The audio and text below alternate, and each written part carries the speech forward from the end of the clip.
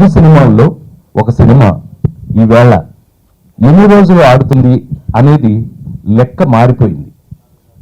మేము చూసిన ఒక గోల్డెన్ పీరియడ్లో సంవత్సరానికి 12 సినిమాలు చేసినప్పుడు నేను ఒక 7-8 సినిమాలు, ఒక 10 సినిమాల దాకా 100 రోజులు ఆడితే 100 రోజుల ఫంక్షన్కి ఇండస్ట్రీ అంతా, సినిమా ఇండస్ట్రీ అందరినీ కలుసుకునే అవకాశం వచ్చేది. అట్లాగే నా స్నేహితులు చిరంజీవి గారు లేకపోతే బాలకృష్ణ గారు వారి సినిమాలు 100 డేస్ ఆడినప్పుడు అందరం కలుసుకోవటం జరిగేది.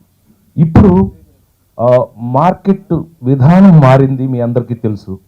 ముందే ఎత్తుకోవడంతోనే అద్భుతమైన ఆడియో ఫంక్షన్సే ఒక 100 రోజుల ఫంక్షన్ని తలదన్నేటట్టుగా ఇవాళ చేస్తున్న రోజుల్లో కొంచెం ఆ తర్వాత సక్సెస్ తర్వాత వదిలేస్తున్నారేమో నాకు తెలియదు, కానీ 100% న్యాయంగా ధర్మంగా ఆడుతున్నటువంటి సుప్రీం సినిమా 50వ రోజు ఫంక్షన్కి ఇవాళ అందరూ ఇక్కడ కలుసుకోవడం జరిగింది. మీ అందరికీ హార్దిక స్వాగతం, సుస్వాగతం. ముందుగా మా ఫస్ట్ నేమ్ దిల్ రాజు గారికి, హీరో హీరోయిన్ రసికన, అండ్ ద్వితీయ విఘ్నం అంటారు ఎప్పుడు కూడా. ఫస్ట్ పటాస్తో స్టార్ట్ అయ్యి ద్వితీయ విఘ్నం లేకుండా రెండో సినిమా కూడా సూపర్ సుప్రీంగా నిలబెట్టుకున్నటువంటి అనిల్ రావిపూడి గారికి, అట్లాగే మ్యూజిక్ చేసినటువంటి సాయి కార్తిక్కి, అట్లాగే మా కెమెరామెన్ శ్రీరామ్కి, మా కో డైరెక్టర్స్ సాయి కృష్ణకి, అందరూ ఇక వరుస పెట్టి సాయిలండి, 100 సాయిలు, అందరు సాయిలకి, ఎందుకంటే మా హీరో సాయి. అందరికీ కూడా స్వాగతం, సుస్వాగతం. ఒక ఆరోగ్యవంతమైన సినిమా, ఒక అద్భుతమైనటువంటి, అంటే సినిమా ఇండస్ట్రీ ఇవాళ ఏ స్టేజ్లో ఉంది, ఎలా ఉంది అనే విషయాన్ని మనం డిస్కషన్ పక్కన పెడితే, వన్ ఆఫ్ ద అంటే ఇవాళ మనకి పేరు చెప్పగానే గుర్తొచ్చే ప్రొడ్యూసర్లు ఎంతమంది ఉన్నారు అని చేతులు మీతే లెక్క పెడితే వేళ్ల మీద ఉన్నారు 4-5. అందులో నాకు తెలిసి మా బ్రదర్ దిల్ రాజు ఒకడు. I wish him all the very best.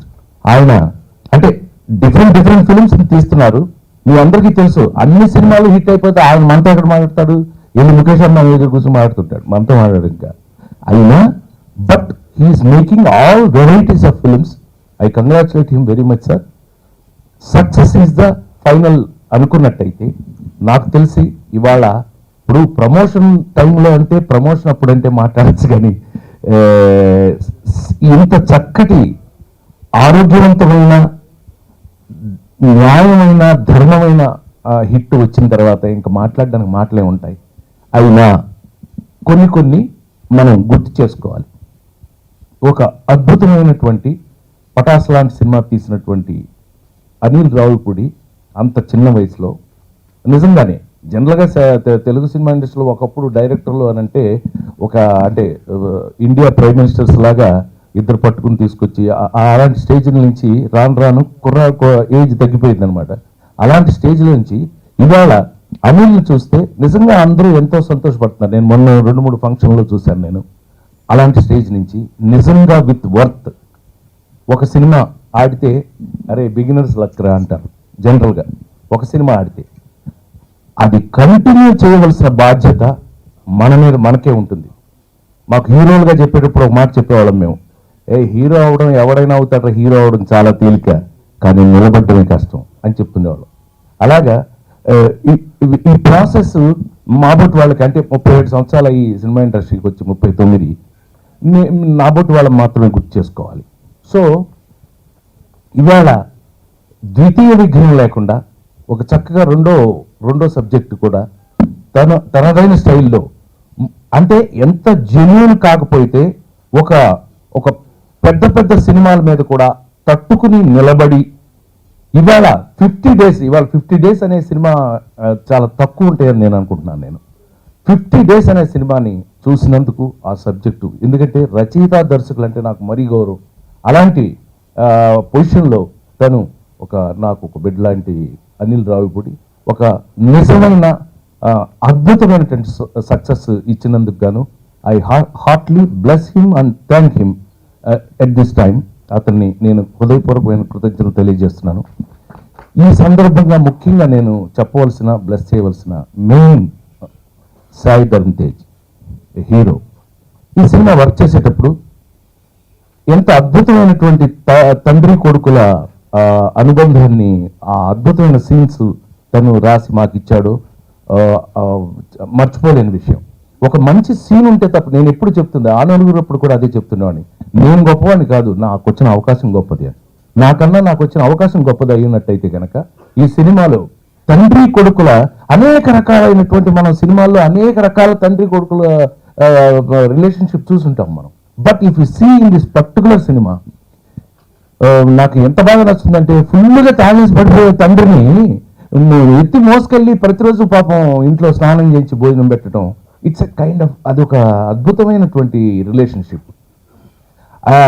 అలాంటి రిలేషన్షిప్లో నుంచి ఆ తండ్రి మారి అదే కొడుక్కి ఒక మారిన తండ్రి ఒక మోడల్గా ఎవరో ఒక అద్భుతమైనటువంటి ఇవాళ ఆ కుర్రాడు ఈ సినిమాలో హైలైట్ అయినటువంటి ఆ మెకేల్, ఆ కుర్రాడు, ఆ కృష్ణుడు లాంటి పాత్ర వేసిన ఆ కుర్రాడు ఈ సినిమాలో ఒక హైలైట్. మనం మన ఆడియోలో మన సక్సెస్ ఫంక్షన్లో కూడా చెప్పుకున్నాం. అట్లాగే హ్యాండిక్యాప్, మన అంటే దేవుడి చేత ప్రేమించబడేటటువంటి ఫిజికల్లీ ఛాలెంజ్డ్ వారి యొక్క అద్భుతమైన క్యారెక్టర్స్ని మనం చూసాం ఈ సినిమాలో. తర్వాత మీరందరూ చూసేశారు, ప్రేక్షక దేవుళ్ళు మీరందరూ చూసేశారు.